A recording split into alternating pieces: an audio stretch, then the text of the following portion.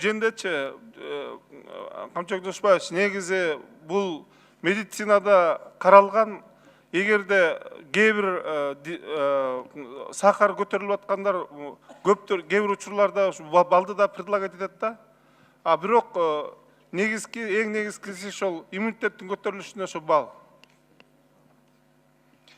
А эгерде мындай караса ошол Кубатбек Алчевич, мындай да, бул жерде бүгүнкү күндө телевидениеден тияк бияктан карап туруп, мол пишин жегиле, мол картошканы жегиле же тамактын немесин айтып, анан кийин бериш керек.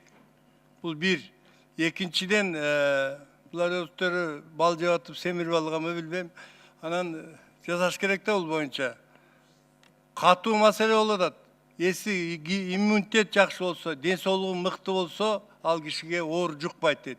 Оору жукпаган кыргыз элинин ден соолугун карайлы. Бул бир. Экинчиден айткыла, мына бул өсүмдүктү муну көбүрөөк өстүргүлө десеңер, элдер өстүрөт. Ошону телевидениеден берип, радиодон айтып, жакшынакай иш жасабайсыңар. Анан туруп алып эле баягы чогулуп алып эле отчет беребиз деп келесиңер. Бул жерде айтып аткан депутаттардын иштери 20 секунд. Анан айта турган сөз мындай да. Бул Кыргызстан эмес, бүт дүйнө күрөшүп атат. Шуну карасаңар, жолдош министрдин айтканы тигил. Биз ошол канал салып койсок, каналды ремонттоктурсун, өстөн балансасын албайт буларчы. Өзүбүз салсак жакшы болот эле, ошондон шабашкасын өзүбүз алганыбыз жакшы эле дейт. Шунун баарын карап. Сунуштарды Рахмат, эске алалы.